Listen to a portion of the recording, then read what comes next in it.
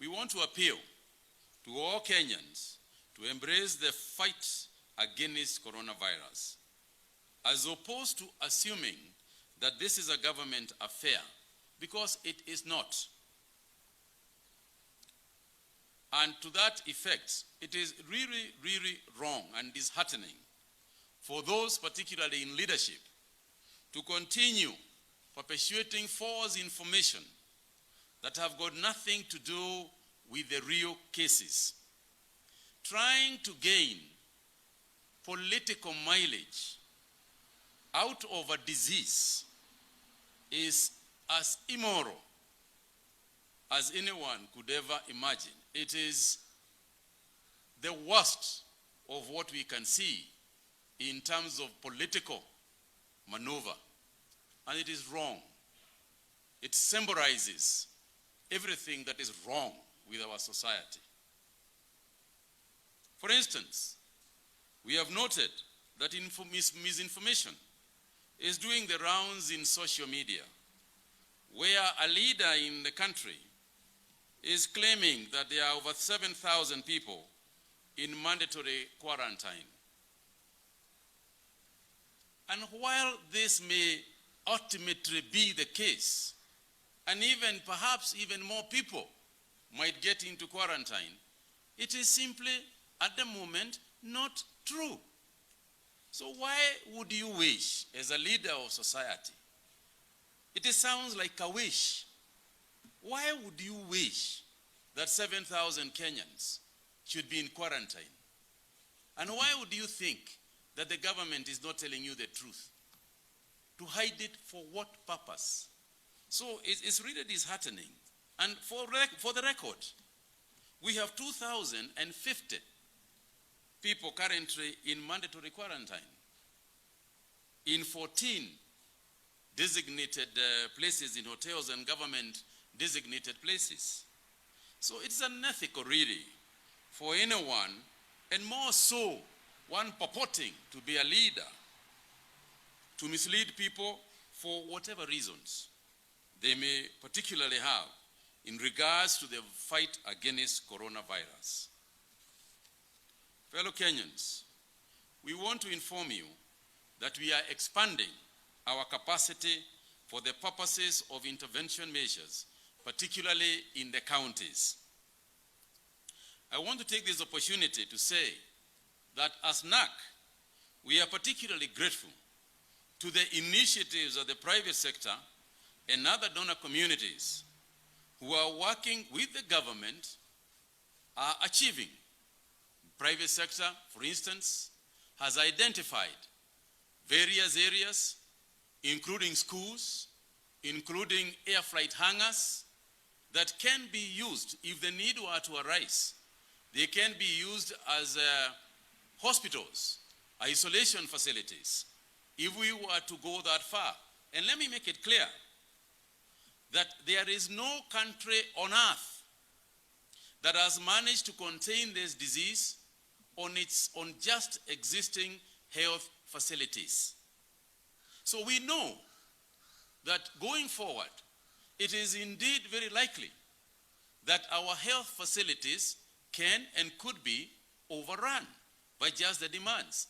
And this is why we are saying this is not a government issue alone. The protection of each individual's life, the protection against this disease is an individual responsibility as it is a community responsibility.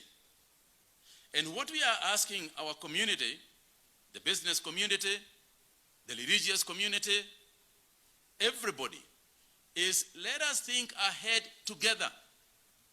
Let us ask ourselves realistically, if in other countries, if the British NHS, National Health Service in the UK, has already been overrun by the demands of the illness, even Italy it has happened, and even America is claiming that they don't have this and they don't have the other, and their health facilities have also been overrun.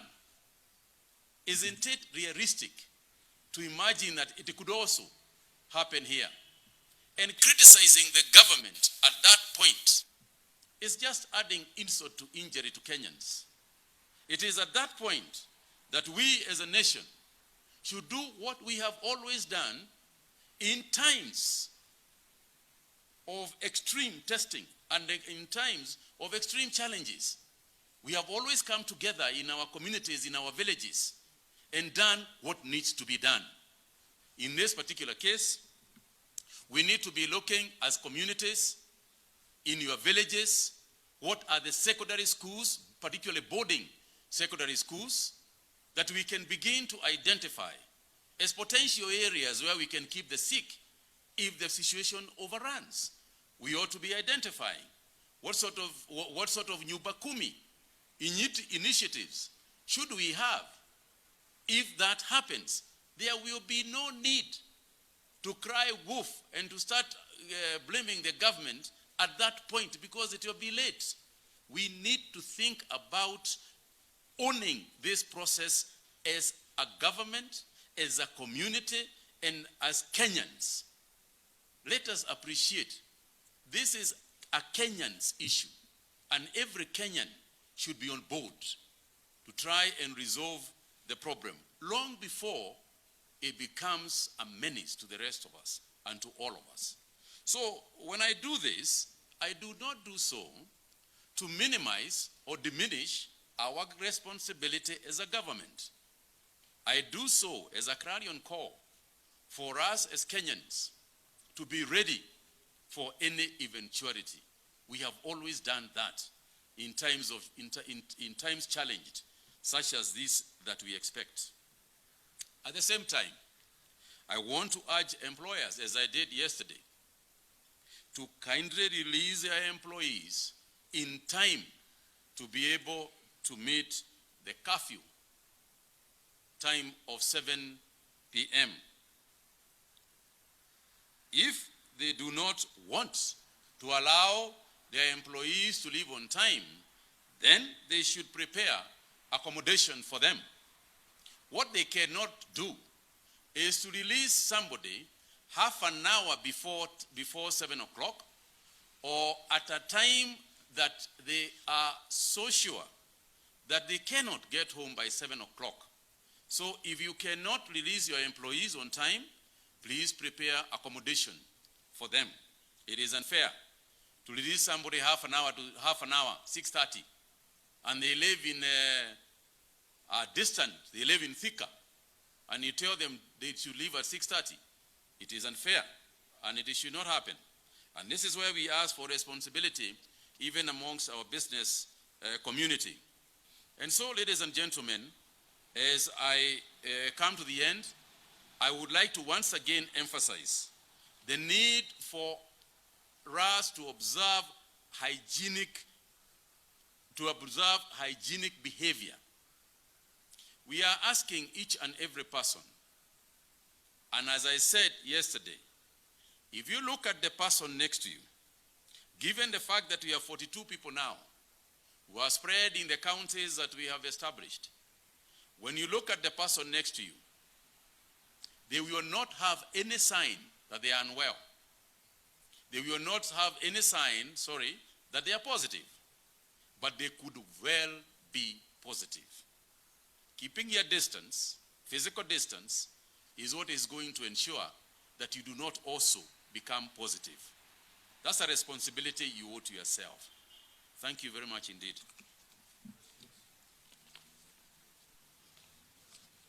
Question. Yes, question.